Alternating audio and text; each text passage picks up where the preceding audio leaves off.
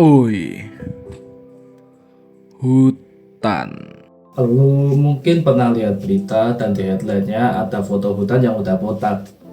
Emang sih, permasalahan hutan di Indonesia ini tuh ribet.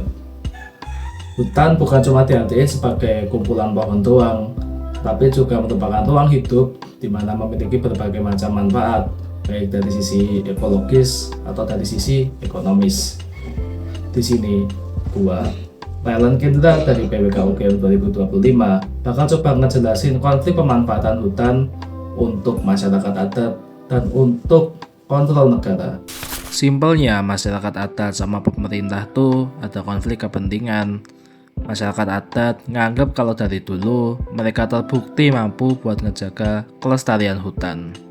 Putusan MK nomor 35 tahun 2012 juga ngakuin secara hukum kalau hutan adat tuh udah bukan bagian dari hutan negara. Di sisi lain nih, negara nganggap kalau kontrol pusat dianggap perlu buat ngecapai beberapa target, yaitu target penurunan emisi karbon lewat Volume Net Sink 2030 dan juga target ketahanan pangan lewat food estate. Jadinya apa? Ya konflik, bos. Negara sering ngasih izin konsesi ke korporasi atau malah bahkan ngebangun proyek strategis nasional di area hutan adat. Kalau udah gini kan ujung-ujungnya juga ya masyarakat lagi yang dirugiin.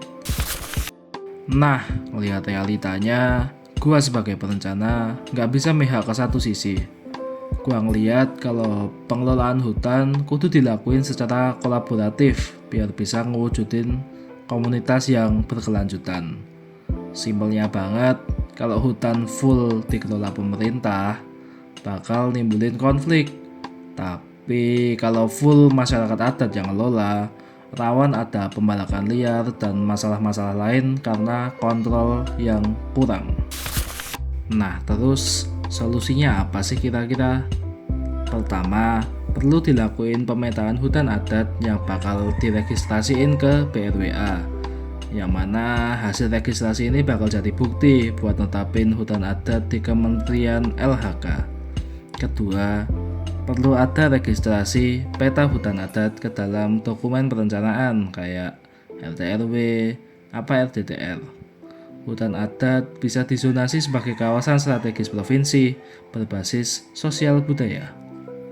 Ketiga, buat mengakomodasi ketahanan pangan tanpa merusak ekosistem hutan, perlu ada penetapan zona agroforestry dalam bentuk digital.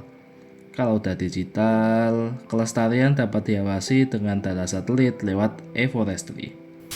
Mungkin sekian video kali ini. Kesimpulannya, pengelolaan hutan harus dilakukan secara partisipatif supaya pihak-pihak yang terlibat dapat bersama-sama merencanakan masa depan yang terbaik untuk hutan mereka. Hal ini juga supaya mencegah pihak-pihak yang berkuasa, dalam hal ini pemerintah, untuk bertindak sewenang-wenang dalam memperlakukan hutan yang menjadi tempat tinggal masyarakat.